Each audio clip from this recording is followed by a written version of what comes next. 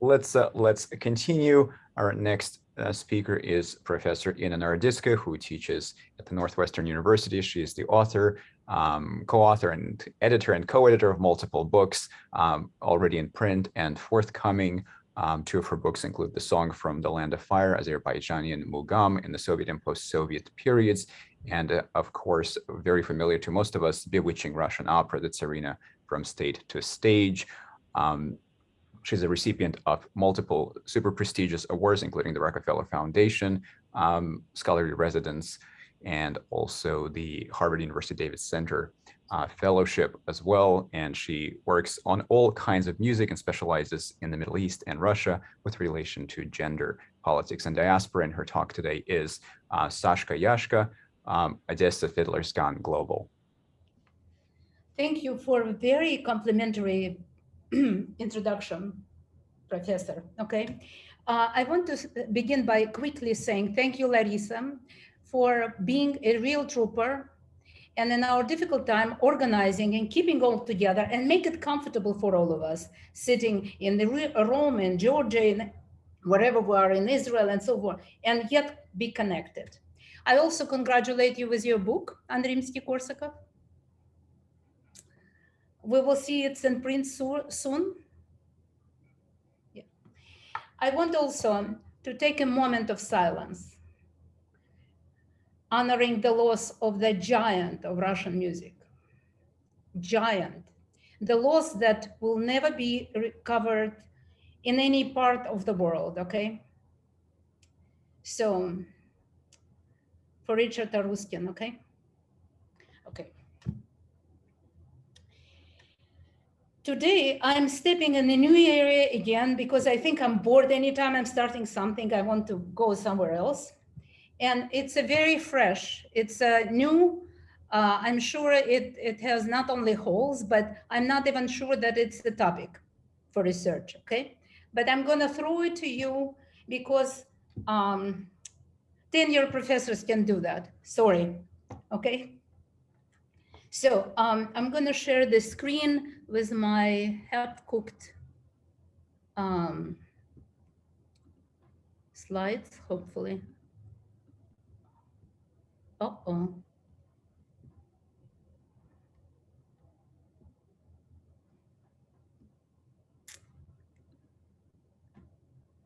I don't know.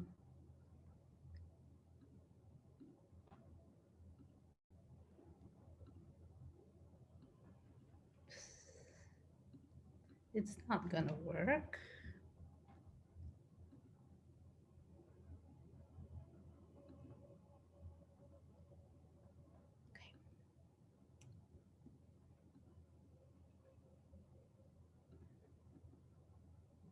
Okay, how did Odessa become a city of the world's most brilliant violin performers and teachers? Here, discussing the origins of Odessa violin tradition at the turn of the 20th century, I mainly focus on two figures. One is known today as a literary protagonist only, okay, by the famous story of Alexander Kuprin, and this is Sashka. The story knows as a Gambrinus, and story that probably the most famous of all Kuprin works, even though he's a master of short novels.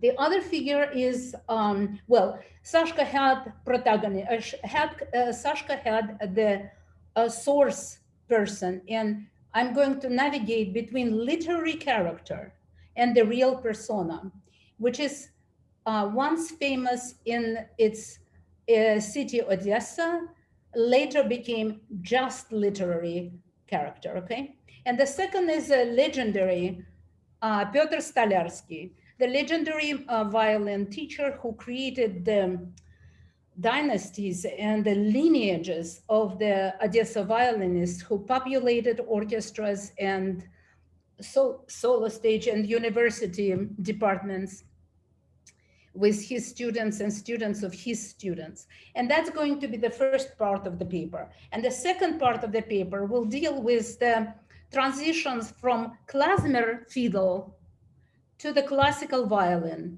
and the influence of the fiddler and fiddler tradition on the classical tradition as it stemmed in many cities, but particularly in Odessa. And today I'm speaking about Odessa. This is my third topic of working on Odessa because I wrote one article on tango that involved Odessa and migration and so forth, and the other on actually parallel between the first talkie in America, which is jazz singer, comparison between jazz singer and Veselые ребята, or Happy Guys, which is the first musical in Soviet Union. That two articles were published. And this is, I'm just trying again Odessa with the violence. And here we go. The pub and the conservatory. Here comes Kuprin. Sitting on a barrel on a pub's small stage, Sashka from Kuprin's novel played the violin night after night for many years, attracting folks from Odessa's port. Quote, a bashful and cheerful, ever slightly drunk, balding man of undefined age, looking like a raggedy monkey. Sashka was known and respected among sailors and the port crowd more than a governor or a local bishop, unquote. When coming to the pub, before the public arrived, Sashka would begin playing, quote, some strange, lingering, sad pieces. His strings cried out ancient Jewish sorrow, like the earth itself, woven with all the mournful native melodies, unquote. Seeing people arriving, Sashka would have his second drink and, switching the mood, play a blustery march. The city aristocracy, successful entrepreneurs, businessmen, and journalists of Odessa would gather elsewhere in glittery salons, posh restaurants, and theaters. The pub in a basement, named after the beer king Gambrinus. And I'm going to show to you the photograph that I made of this club, which was reconstructed several times. And then older structures of this pub. So it was located here, an intersection, well, in center of Odessa, in a basement. The pub in a basement, named after the beer king Gambrinus, although there was no sign at the entrance, had a different king, a king of the violin, flooding this pub, the crowd, sailors speaking different languages, hardworking shipmen, fishermen, stockers, smugglers, pirates, drunkards, and lovers of music came to listen to this king of the violin, as they called him. Sashka played Greek tunes, Italian couplets, Ukrainian dunkas, Jewish wedding songs. He would improvise Romanian chorus and gypsy melodies. When asked by a stout British boatsman with a ring in his ear, Sashka would play a jig, and all the English sailors, moving the table barrels to the walls and clearing the center of the pub, would dance their swift circle dance. For a group of thieves completing a successful heist, Sashka would play special gangster songs. For sailors who had circled the globe, sounding like Orpheus, taming the waves, he spun out long, simple, sad, lingering tunes. Recruited to the Russian army, he fought in the Russo-Japanese War and came back, again playing violin. When a Jewish pogrom happened in Odessa, Sashka was protected by locals. Years later, during the revolution, as Odessa was tossed between reds and whites, bandits mauled him, smashing his left arm, and everyone thought he was done with music. And then he showed up in Gambrinus again with a small harmonica. Sashka was not an invention of Kuprin, who based this character on a real person. Okay, here he is sitting in this photograph with the two accompanists, and this is closer shot.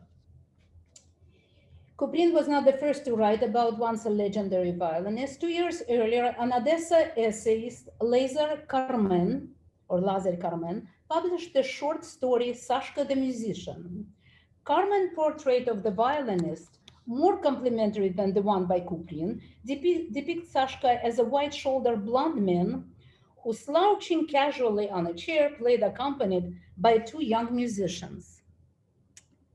I'm making a list of people I'm gonna use in this essay so that I'm gonna walk right now. So Alexander Kuprin, Lazar Karmen, and Semyon Yushkevich wrote in a different way about Sashka violinist in the city. Sholem Aleichem is also, I don't know if you know of him or not, he's a Yiddish writer from who lived at this very years in Odessa, and his first long novel was about klezmer musician. Alexander Rosenbaum, or Rostislav Alexandrov, Odessa's historian, he resurrected Sashka in the 90s, actually revealing the real person beyond Kuprin's story and others. Okay, and at this point, I'm gonna move. So Lazar Karmen wrote about him. And what music it was! With his violin, he turned everyone's soul inside out, making stones weep, in a second moving them to the dance. And here is Semyon Yushkevich, the other one, Odessa's essayist, who writes, "The basement is full. Music is played by a violinist and accompanied on the harmonica. Drunken, noisy patrons are all silent, nobody moves, as if petrified when the violinist begins. Everyone, sailors, artisans, laborers, prostitutes, and their lovers, breathing along with him. If life ended, this blissful moment alone would capture the soul." 10 minutes away from Gambrinus, Pyotr Stolarsky, violinist in Odessa's opera orchestra, launched during the same years, first decade of the 20th century, what soon became known as a factory of classical violinists. Stolarsky's little pupils played recitals in City Park across street from Gambrinus, where Sashka early evenings would roll around with his sad Jewish tunes. The two violinists may not have crossed paths and seemed to belong to different musical and social worlds. What can or could the two have in common? And then, so this is Stolarsky with his little students, okay? The lives of Sashka and Stolarsky. Kuprin's novel marked dramatic points in Sashka's life during his years in Gambrinus, the Japanese War, the Jewish pogroms, revolution. Years later, Soviet writer Konstantin Paustovsky, in several of his works, completed Kuprin's story, describing Sashka's death and funeral procession accompanied by all Odessa. While Kuprin raised the curtain over the violinist's life, Karmen and Yushkevich sought expressions that would capture the sound and the effect of Sashka's magical violin. Soviets eventually closed Odessa's pubs. The real person forgotten, Sashka remained a fictional character protagonist in Kuprin's novel. Nearly 100 years later, Odessa native historian and intellectual Rostislav Alexandrov, threading together novels about Sashka with old photos, bits from newspapers, recollections of the musicians who accompanied and studied with him, resurrected the image of a real man, Alexander Pevsner. Although his life during Gambrinus is well covered, little is known about his early years. Alexander briefly mentioned that Sashka Pevsner was born in unnamed местечко. If somebody doesn't know what местечко means, it's a shtetl, okay, in Mogilев area, to the family of a poor cartwright. Losing his mother as a little boy, he soon left home, roving from town to town and feeding himself by playing violin. It's unclear where and how he learned violin. Now about Pyotr Stolarsky, who was actually born named Pinya Stolarsky, who was likewise born in a shtetl located near Kiev. His life as a celebrated master of classical violin has been explored in several biographies, tributes written by his illustrious students, and his own writing. Although the name Stolarsky suggests distant family roots in carpentry, Pina was born the youngest in a musical family. According to a biography by Natalia Lomonosova, at 3, Pina joined the orchestra of his father, Shlome, who played cello, along with Pina's older brother, Label, on the violin, his sister's husband, Velv, on a clarinet, as well as a Heikel flute, Baruch, trumpet, and Scholl bass.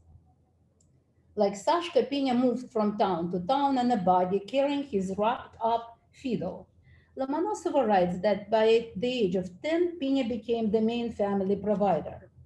Nothing is known about Sashka's schooling. Pina attended the school for 4 years, both wandering through the Pale of Settlement, and I hope everybody knows what it is. Okay, it's an area that was allowed Jews to live but not move. So wandering through the Pale of Settlement, they played weddings, family celebrations, most likely sharing the same repertoire. At a Shabbat dinner that Lomonosova imagines in Stolarsky, one of the guests tells a story about Stempenu, a musician who, getting lost in a forest at night, tamed wolves by playing violin. Stempenu is the title character in Shalom Aleicham's first novel, 1886. The family of Stempenu parallels Stolarsky. Aleichem writes, the talent for music was inherited in their family through many generations. Stempenu's father, Beryl Bass, played the double bass, as his nickname indicated. Beryl's father, Shmulik, played the trumpet, and his father, Philip, played on the harpsichord. And Philip's father was called Ephraim Fiddler because of his talent for playing this instrument. In short, Stempenu was descended from innumerable generations of musicians. That's all Shalom Aleichem. The language Shalom Aleichem employs to describe the sound, style, and effect of Stempenu fiddle reminds one of the way Carmen, Yushkevich, and Kuprin depict Sashka playing. No sooner has the orchestra struck the first note that a profound silence falls upon us all. The fiddle starts weeping and loses itself in mournful cadences. The heart itself like a fiddle, the Jewish heart, I mean. That's all the language that Shalom Aleichem employs. And then about Stempenu. He was an incarnation of music itself. One heard all sorts of sound, and every melody in existence was poured forth from the fiddle like a living stream, a fountain. Mark Zlobin, an ethnomusicologist we all know, I assume, comments that spending a considerable time with the Klezmer family, Aleichem provided a nearly ethnographic portrait of Stempenu.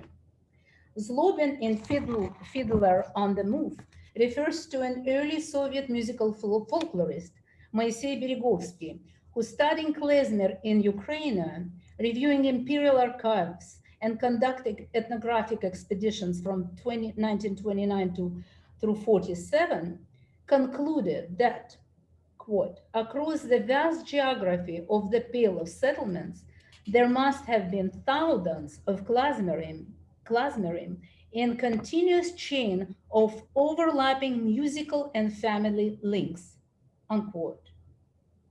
An American ethnomusicologist and jazz/klezmer performer from a klezmer family, Han Kuznetsky, recorded an interview with a clarinetist of an older generation who recalls, my father, Joseph Hoffman, came from Kryavozer, a small shtetl in Ukraine, approximately, that's his speech, approximately 200 miles north of Odessa. Odessa often appears as a point of geographical definition. He taught all of his 6 children to play music. And when anyone in Kryavozer had an affair, there were always a Hoffman in the band. The musical folio collected by this father in Ukrainian shtetl and then in Philadelphia, where he immigrated in the 1920s, contains a wide variety of dances, choras, Bulgars, frelaks, zerbas, Russian marches, Cossack dances, Tatar danz, mazurkas, waltzes, shares, polkas, Greek dances, sailor dances, which actually have traveled from, this is interesting, from the British Isles to Odessa, as well as gypsy dances and even Kamarinska. This list easily matches the repertoire of Sashkas from Gambrinos. Klezmer fiddlers playing for diverse ethnic populations, improvising and learning new tunes. Zlobin identifies three sources of the klezmer fiddle style: technique shared with other forms of European folk traditions for folk fiddling, timbre partly akin to Romanian gypsy lautar fiddling, and a variety of ornaments and rhythmic phrasing coming from Jewish vocal sources. Now, when we talk about vocal sources, we need to remember about richest tradition of cantorial singing in Odessa. Then Zlobin also talks about possibly a fourth component, a technique Jewish klezmerin, quoting, absorbed from Western classical violin, unquote. Thus, wandering through the vast empire, fiddler Sashka was learning jigs while Pini discovered classical violin. After several attempts to secure lessons with violin teachers, Pini arrived in Warsaw, where he was admitted to the class of conservatory professor Stanislav Barsevich. Pini's studies did not sustain for long. Poverty led him to join a touring Ukrainian ensemble, which soon arrived to Odessa.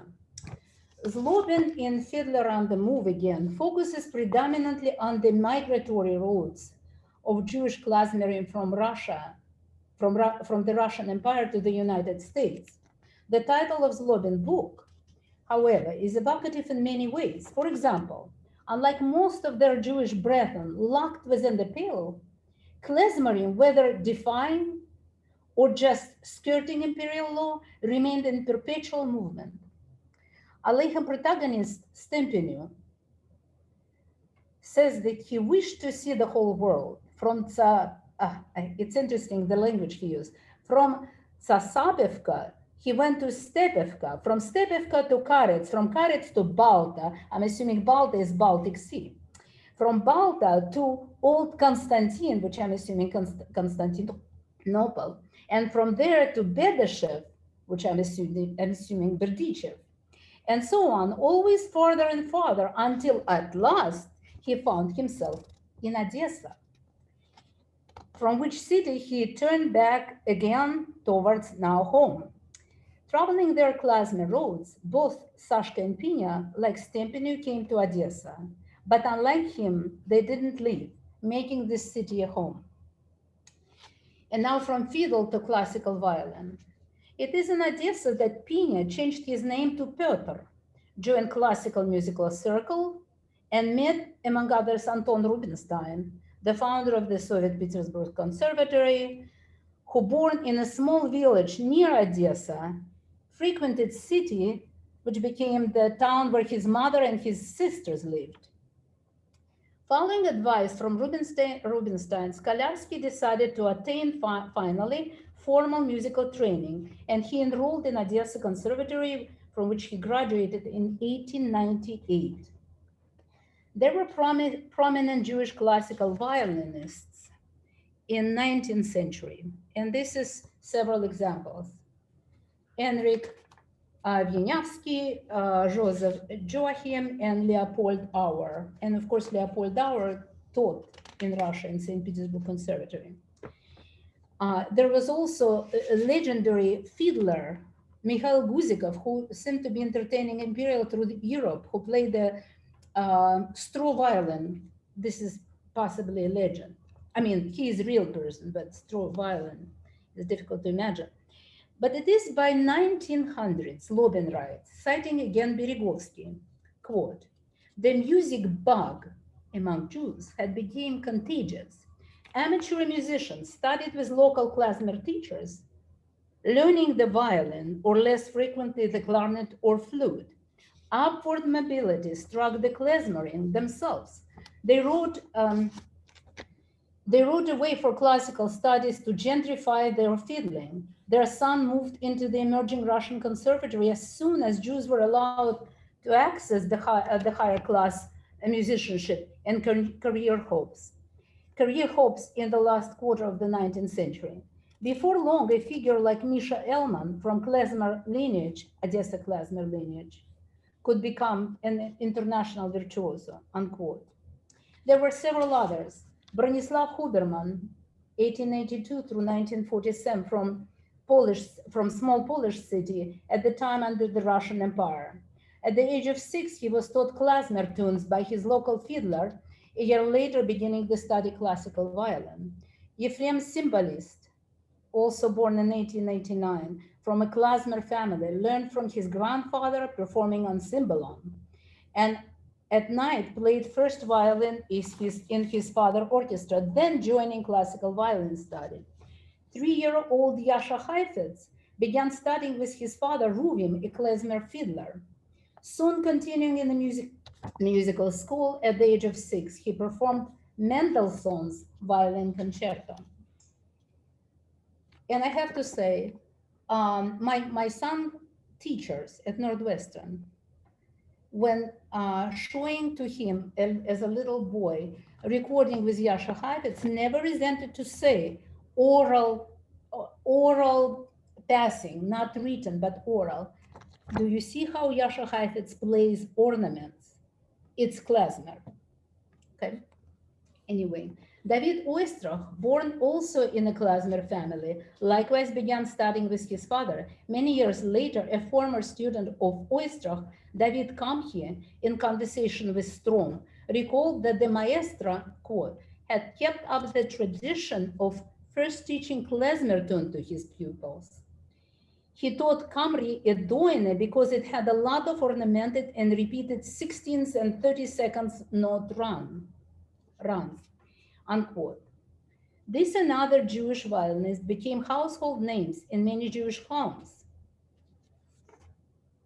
Zlobin echoes, as a result, by the turn of the 20th century, the violin had become known as a Jewish instrument, so much so that if a family could afford it, violin lessons were given to all the boys in the family. Nowhere did this apply more than in Odessa. Why Odessa?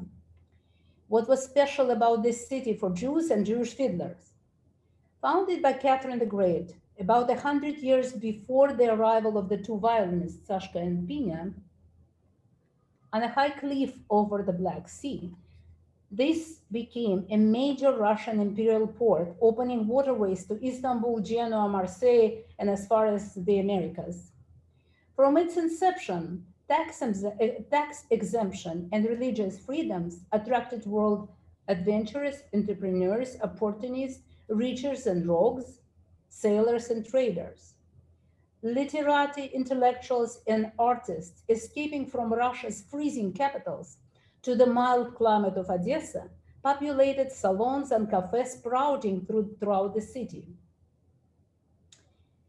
Quote, Odessa was multinational, multilingual, multi-ethnic, with substantial numbers of Greeks, Turks, Italian, Armenians, Tatars, and Poles, as well as some French, Swiss, and English, unquote. Vladimir Zhabotinsky says that, a poet, journalist, and visionary of the Israeli state, born in Odessa, described the city as its own, quote, as its own brand of Babylon, a tornado of a place where every corner of local life used somehow to get entangled with affairs and questions of a worldwide range, unquote. A cosmopolitan hub, Odessa became a magnet to Russian Jewry. Along with the web of small shtetl and gloomy northern Jewish centers, Vilna, Warsaw, Kiev, arose a bright southern Jewish metropolis, a balmy coastal city unlike any other in the Pale. While the percentage of Jews in most Russian cities at the end of the century was in single digits, Odessa Jewish population estimated at about 500,000, and it was second only to Jewish population was second only to Russians. It was a city of intrepid Jewry that occupied themselves with legal or shady affairs, playing a major role in the city's commerce, establishing Yiddish publishing houses and printing papers, inhabiting cafes, felt a need for entertainment, and developed a taste for high culture. Odessa's famous opera was quote, nearly monopolized by Jewish fans, unquote. Cantors sang bel canto in the choral Brody synagogue, and fiddlers imitating cantors. Stalarsky, who wrote in his biography that at age of 10, 12 years old, he already taught his peers, opened in Odessa his school for children, later also teaching at Odessa Conservatory. City native Isaac Babel wrote, over the last few decades, our town had provided wunderkinds, children prodigies, for the concert stage of the world. Misha Elmans, the balist, Gabrielovich came from Odessa. Yashka started out with us.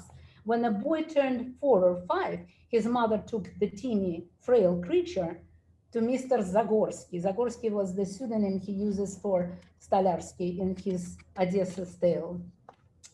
In Odessa tale, Babel, with typical Odessa's humor, describes the factory of wunderkinds, which Babel's father made him attend for a while, unsuccessfully.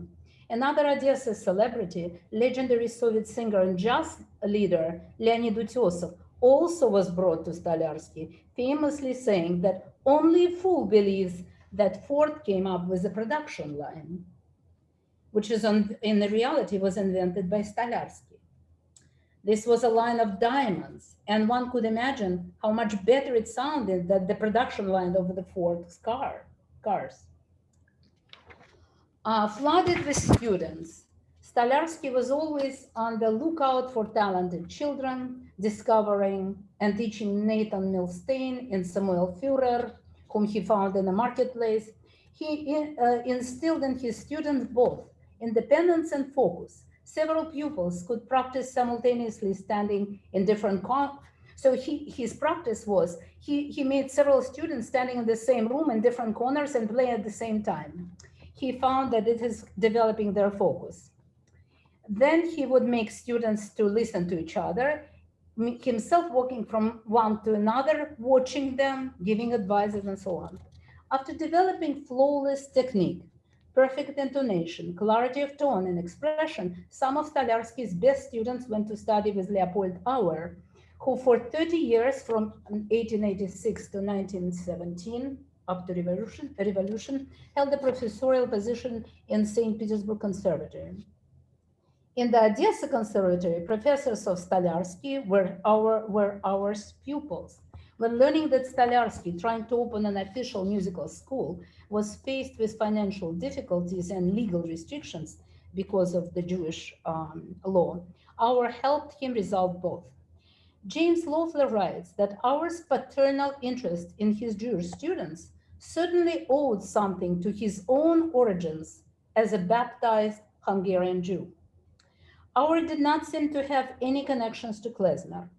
However, in his discussion, Krecht, a special type of klezmer ornament, Zlobin mentions Auer, and I'm citing him, the great teacher who was most responsible for shifting Russian klezmer energy into classical channels.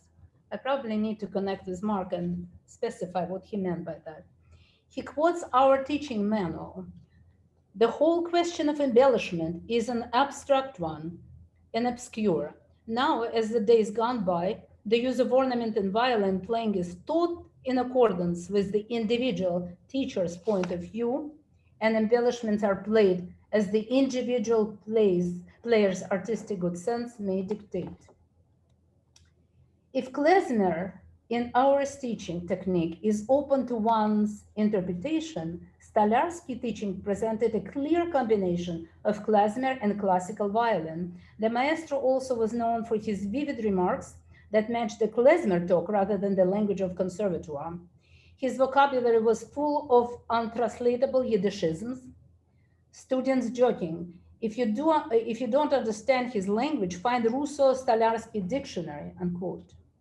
The Russian Revolution broke apart the violin community. Auer, Elman, Heifetz, and many others immigrated. In the hungry summer of 1920, Sashka Alexander Pevzner died of typhus. In the following decade, Soviets ousted Odessa pubs. Their entertainers, the culture of Odessa cafes, went underground. Stolarski continued his factory of violinists. In 1930, at the first musical festival in Ukraine, all Stolarski's pupils earned all prizes. In 1935, his student David Oistrakh was awarded the first place in all Soviet competition in Moscow. The second prize shared by two of his other students, Lila Elizaveta Gilels and Misha Fichtengold, all three Odessa natives.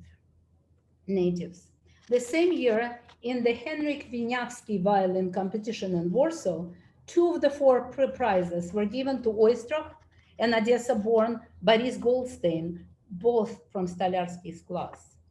In 1937, in Brussels, at the Queen Elizabeth competition, originally named, and it's a phenomenal competition, named after Eugene Isai, Soviet violinist caused a true sensation, receiving 5 of the 6 prizes.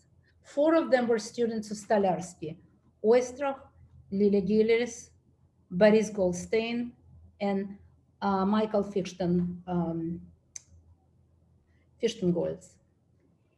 In a few years, World War II wiped out the majority of European Jewry. Stolarski's student Huberman, auditioning Jewish musicians, saved many by bringing them with their families to Palestine, where he found the Israeli orchestra.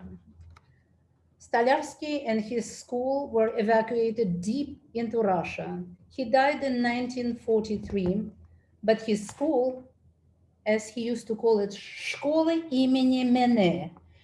Who knows Russian will understand that this is not really Russian. It's Russo-Stolarski vocabulary. Школа имени Мене. He, by the way, he refers to Stalin when he was receiving prize as a Shishka. So many Shishka appeared here. Okay, maybe the Shishka can help me to expand the school or something like that.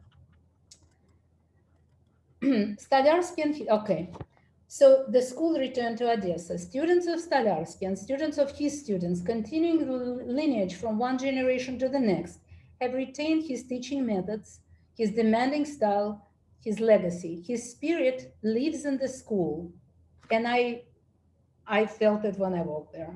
From the photographs on the walls, he looks down at little pupils and at their instructors, running and walking through the school's hallways. American violinist Isaac Stern famously said, "They send us Jews from Odessa, and we send them our Jews from Odessa." Himself trained by Odessa's professor. Throughout the 20th century, surges of Jewish immigration from the Soviet Union brought several waves of violinists, among them the winners of the most prestigious competitions, world famous soloists, concertmeisters of major orchestra, and professors. In 2015, Odessa, at its first Golden Violin Festival, gathered the graduates of the Stolarski School worldwide. The fact that the violin tradition in Odessa, as well as in Russia and in the Soviet Union, was defined and represented largely by Jews, had been until recently obvious yet unspoken knowledge. Stolarski himself, while never losing his Yiddish, rarely touched on the Jewish topic. Perhaps one can explain this by anti-Semitism on one hand, and on the other hand, by proliferation of Jewish musicians ever since they were permitted to attend conservatory opened by Rubinstein brothers. James Loeffler wrote beautifully about this, and much more than I can use here. For over 100 years, Russians had defined themselves as Russian, partly through their selective embrace of Jewish folk music. Jews, in turn, created Jewish art music in order to become both more Jewish and more Russian, unquote. For Stolarski, who raised mostly Jewish violinists, the Jewishness was something apparent, requiring no discussions. Stolarski likewise did not mention klezmer in his writing on teaching methods of classical violin, even though he himself and many of his students came from klezmer families. An unbridgeable social gap had separated the world of Stolarski and Sashka the fiddler, the first belonging to high culture, the second to lowbrow folk entertainment. Only recently, largely due to ethnomusicologists and cultural historians, There emerged works that linked klezmer with classical music, Jewish musicians with Russian and world cultures. Kuprin immortalized literary Sashka, whose lovely monkey face, and I'm quoting him, whose lovely monkey face and whose violin were remembered in Sydney and Plymouth, New York, Vladivostok, Constantinople, and Ceylon, of course, in the early 20th century. A fellow violinist, Dora Schwartzberg, a graduate of the Stolarsky School, a soloist and professor of the Viennese Music Academy, performed at Golden Violin 2015, was referred to as a typical representative of the Odessa, Moscow, Jerusalem, New York, and others violin schools, unquote. Fellows, followers, students, and students of Sashka and Stolarsky, spinning together Jewish and non-Jewish tunes, soloing in pop and classical music, appearing on a concert stage at weddings and vaudevilles, winning competitions and playing for dance in Odessa, Chicago, Warsaw, Tel Aviv, and Buenos Aires, share a however distant common roots and schmaltz and racing heartbeat virtuosity of a fiddler from a family klezmer band, bonded to the balmy city on the Black Sea. That's it. I was rushing through. Right. And probably run out of time. Thank you. Thank Thank you you for for your patience. We have time for questions. Oh, really? A Jewish cat wants to ask something. Yeah.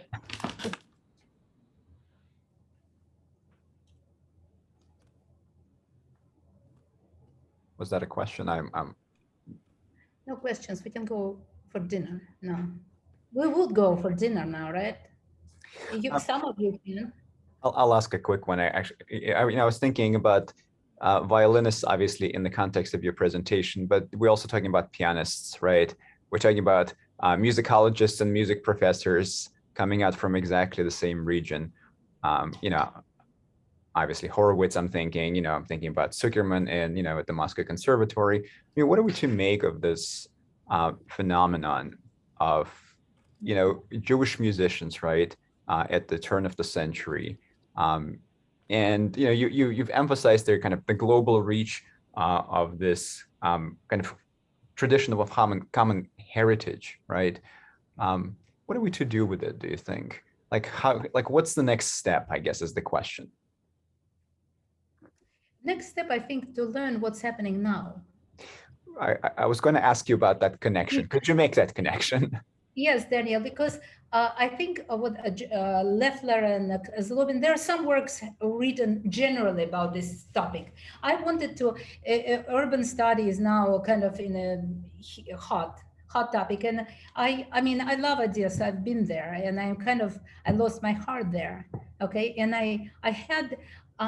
I vividly imagine how it could be there, because Odessa is still, after all stripping going on from generation to the generation, and I don't even want to point out, of course, Soviets, of course, imperial, of course, the law and so forth, but immigrations, changes, demographic, linguistic, all of this. Still, Odessa has a very peculiar character. So for me, what would be interesting, and when I was there, I actually didn't focus on violin. I looked, suddenly Odessa was blasting with klezmer bands in which there were very few Jews, more of the people who claimed to have grandmother or grandfather. But it kind of became, it's almost resurrection of the golden time of Odessa. But when you look at the programs of the Golden Violins, and when I began, what I want to do, if I will continue working on this, I'm going to try to make a big table graph of actually lineages, not just speaking about this, but I found that Ostrach has a remarkable lineage. Boris Goldstein has two big violin teachers, but one of them is Braun, who raised people everywhere in the whole world now playing full of his students. Dora Schwartzworth, I mentioned her. She taught in Israel, in Vienna, in America, everywhere. So it's a very interesting growth. I think that as much as we study about klezmer, there is something else to do because, okay, can I tell anecdote? I will try very short because we do run out of time. We already did. So I'm coming from somewhere, traveling to Genoa. Okay, so I'm meeting with my husband there, and we walk and searching for food late night, and we come to the port, and there is a group standing there playing clearly klezmer, a big trumpet, accordion, violin, everything there, melodies and so forth. So I'm quite excited, okay, coming there and say, where are you coming from playing klezmer? They look at me and they say, we came from Gaza, we're Palestinians. Okay? I have a recording of this. If I could share it with you, you will agree with me, it's klezmer. But they were, so how did I try to explain it? They're connected through Balkanica, Roma, and so forth, because for Jews, music was good, for good or bad, somehow legal or illegal ticket for traveling, which the rest of them couldn't. So they did travel, and right or wrong played for the. I've met Jewish musicians in Istanbul who collaborated with Çingene, with Turkish Gypsy. So I think the repertoire and the fact that Kuprin writes particularly about jigs from British Isles, and then Shalom Aleichem writes about them. It's kind of interesting. Okay, I'm gonna shut. There was a question. Thank you for that from Professor Brova-Lubovsky. Да, Белочка.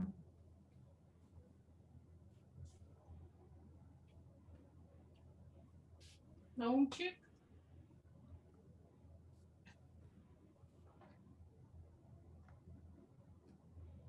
I don't know. While we wait, Madeline, go ahead. Why don't you ask your question?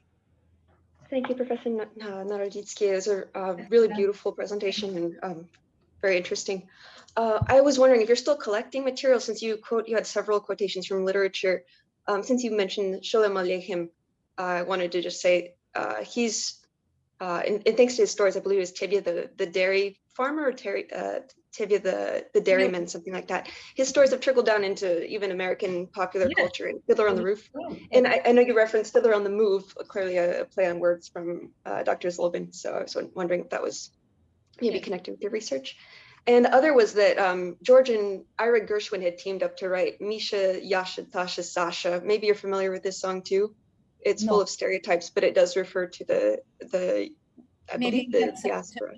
Maybe you can send it to me. How about Jazz Singer? What is the story about?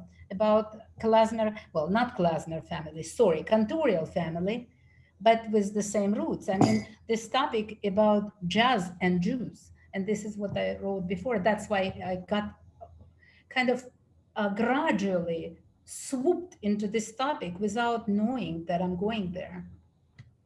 Oh, it was fascinating. Thank you again for your presentation. Thank you. Professor Brova-Lubovsky had your hand up before. Белочка, у вас есть вопрос ко мне? Can you hear me or no? We can hear you. So my Jewish cat messed up my earphones, so I cannot hear you, and I apologize. First of all, thank you so much, Ina. I'm from Odessa, so it was balsam na duшу. I forgot about this, Bella. And just a tiny correction. When you mentioned Balta, it's not Baltic Sea, it's Balta, a small shtetl in Odessa County. My parents were born there. So I know every building there. So it's 3 hours and a half by train from Odessa. So maybe they're old. Maybe I just cannot hear you. Like that. Yes. But we will communicate. Connect. Yes. Yeah. Yes. All right. Thank you. Any other questions or comments? All right. Well, then I guess we are going to wrap up this session. Thanks to all 4 wonderful presenters